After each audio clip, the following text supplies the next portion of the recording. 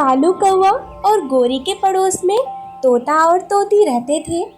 तोता और तोती में बहुत प्रेम था, जबकि कालू कौवा और गोरी हर समय आपस में लड़ते रहते थे। इसलिए गोरी तोते और तोती से बहुत जलती थी।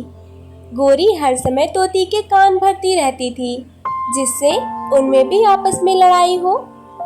हरियाली बहन, मेरा पति तो मेरे लिए रोज मीठे फल लेकर आता है, और तुम्हारा पति तुम्हारे खाने के लिए क्या लाता है?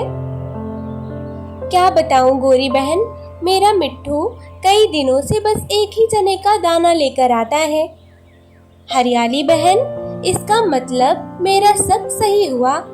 तेरा पति सारा दिन झरने के पास बैठकर तोतों से बात करता रहता है, और जब शाम होती है तो जल्दी में एक चने का दाना लेकर चला आता है। क्या सच में मेरा मिट्ठू मेरे साथ ऐसा करता है? हरियाली बहन, मुझे झूठ बोलकर क्या मिलेगा? तुम भी उसको बोलो मीठे फल लाने के लिए।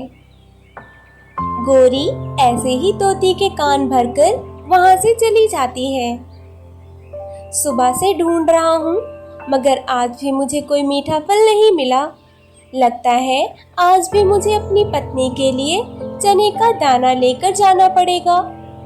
फिर तोता चने का दाना लेकर घर चला आता है। आज फिर से चने का दाना ले आए। इसे आज मैं नहीं खाऊंगी। हरियाली, मैं बहुत थका हुआ हूँ। मैं सुबह से निकला हूँ और शाम को घर आया हूँ, और तुम आते ही नौटंकी कर रही हो।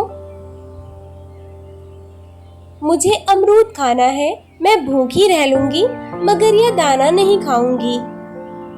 जंगल में सर्दी की वजह से सारे पेड़ सूख गए हैं। अब बाहर आएगी तभी पेड़ों पर अमरूद आएंगे। मुझे सब पता है, आप झरने पर जाकर पूरा दिन क्या काम करते हो। हरियाली, अब सो जाओ, मुझे गुस्सा आ रहा है, नहीं तो बात और बढ़ जाएगी। फिर मिट्ठू बात को वहीं खत्म करता है और सो जाता है। अगले दिन तोता अपनी पत्नी को खुश करने के लिए दूसरे जंगल की तरफ जाता है। वहां उसे एक अमरूद का पेड़ मिलता है, जिस पर एक अमरूद लगा हुआ था। फिर तोता वो अमरूद लेकर घर लौट आता है। हरियाली तोती घर के बाहर ही बैठी हुई थी। लो हरियाली, मैं तुम्हारे लिए अमरूद ले आया हूँ। इसका मतलब गोरी ने सही बोला था। मैंने कल ही अमरूद के लिए बोला और तुम आज ही अमरूद ले आए। पहले तो चने का दाना ही लाती थी। हद है, अब इस बात पर भी लड़ाई।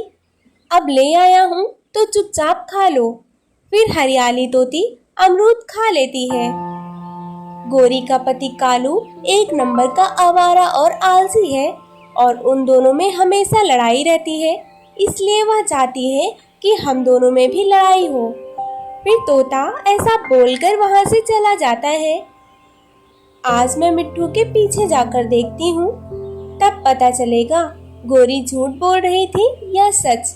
फिर हरियाली तोती अपने पति के पीछे पीछे जाती है। रास्ते में मिट्ठू को एक चिड़िया मिल जाती है। तोते भैया, क्या आपने अपने लिए भोजन ढूंढ लिया?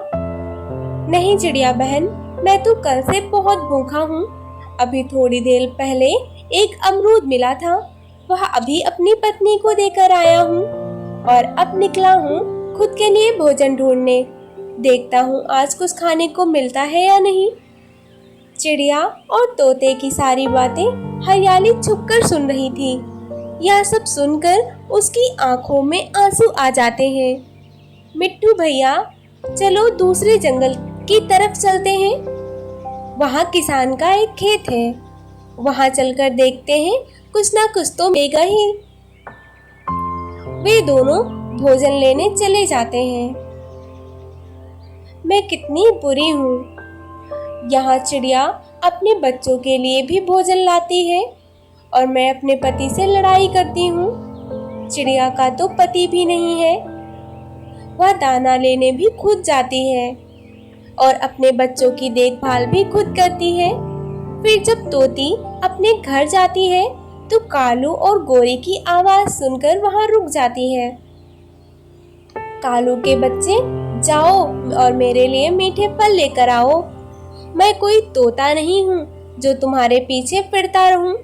जाओ और खुद ढूंढ कर लाओ। उस मोटी चोंच वाले तोते से मैं खुद परेशान हूँ। अभी थोड़ी देर पहले ही एक बड़ा सा अमरूद लेकर भागा जा रहा था। मैंने बोला, इसको खा लो, क्यों इतना बोझ उठा रहे हो? तो बोला, यह अमरूद मैं अपनी पत्नी के लिए लेकर जा रहा हूँ। फिर हरियाली तोती वहाँ से चली जाती है। वह सीधा अपने घर जाती है और बहुत बेचैनी से तोते का इंतजार करने लगती है। शाम को उसका पति कुछ बेरी लेकर घर आता है। हरियाली, देखो मैं आज तुम्हारे लिए क्या लाया हूँ। आज तुम्हारे लिए बेरी का फल लाया हूँ। मगर हरियाली की आंखों में आंसू देखकर तोता परेशान हो जाता है। हरियाली, मुझे पता नहीं था कि तुम्हें बेरी पसंद नहीं है। अब चुप हो जाओ, मैं कल से फिर से अमरूद लेकर आऊंगा। मिट्ठू जी, मुझे माफ कर दो, मैं उस गोरी की बातों में आ गई थी। यह बेरी आप खा लो, मुझे पता है आप भूखे हो। मैंने चिड़िया और आपकी बातें सुन ली थी। हरियाली, अगर आपको लड़ाई करने से मुझ पर इतना प्यार आता है तो कभी कभी लड़ाई भी अच्छी है। फिर वह दोनों पति पत्नी मीठी नींद सो जाते हैं।